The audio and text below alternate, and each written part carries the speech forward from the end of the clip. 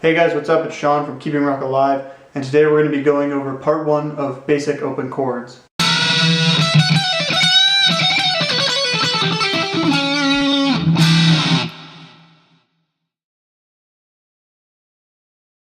So basically what an open chord is a chord which uses both fretted notes as well as the open strings.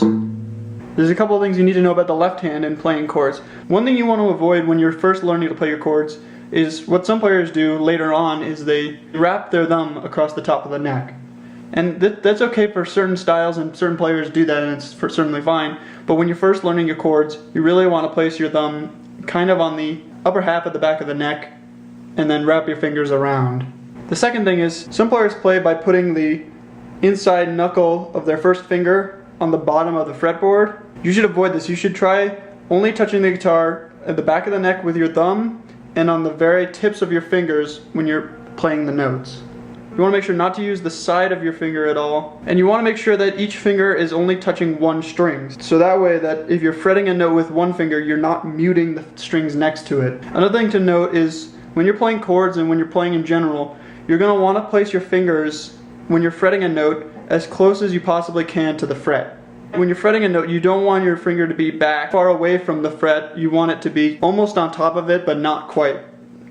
However, sometimes when you're starting out, it's possible to get buzzing notes or deadened notes like this. And basically what that means is either you're not close enough to the fret. If you're way back, you need to be right up close to the fret, or you're not putting enough pressure down on the fret. So a good way to practice chords when you're first starting out is to first pick each note individually and make sure that it sounds okay.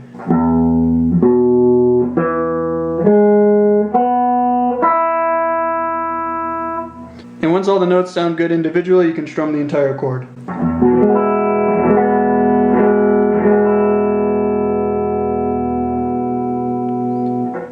So keeping that in mind, we're going to start with the E major chord, which starts with the open E string, then second finger, second fret of the A string, third finger, second fret of the D string, first finger, first fret of the G string, and the B and high E strings are open.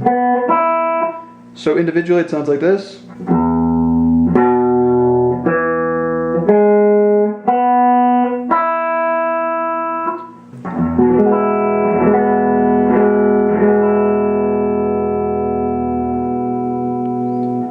The next chord we're going to work on is the A major chord. This chord, unlike the first one, does not use all the strings. We do not play the low E string in this chord. We only play from the A string to the high E. So the fingering for this chord is open A string, second finger, second fret of the D string, first finger, second fret of the G string, third finger, second fret of the B string, and the open high E.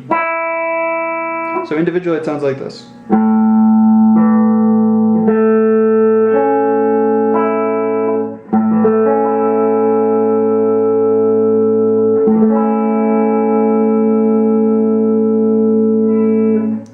And then the final chord we're going to look at today is the D major chord. This chord also doesn't use all of the strings. We're not going to be playing the low E and the A string, so we start from open D string, first finger, second fret of the G string, third finger, third fret of the B string, and second finger, second fret of the high E.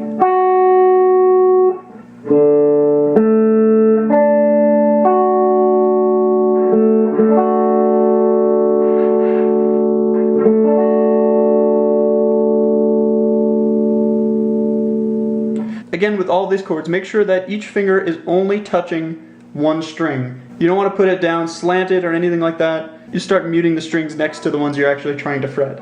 So now once you've learned all those chords, make sure that they all sound really good, and then you can start practicing moving between them smoothly. This takes a lot of time. It's a real struggle for a lot of players. One thing to note, the A major chord, which I showed you, is fingered like this,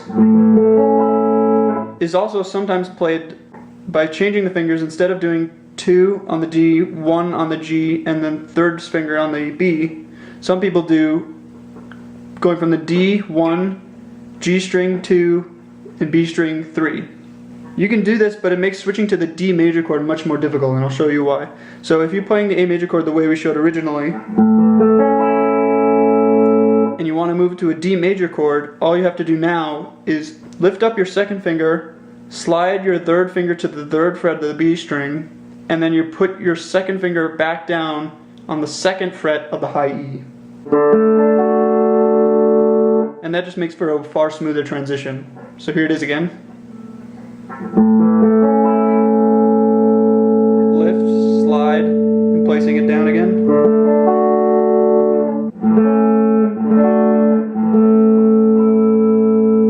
Try combining all these different chords to get each of the transitions between them as smooth as possible. That's all for this lesson. Make sure to subscribe and follow us at Facebook at facebook.com/KRA Guitar.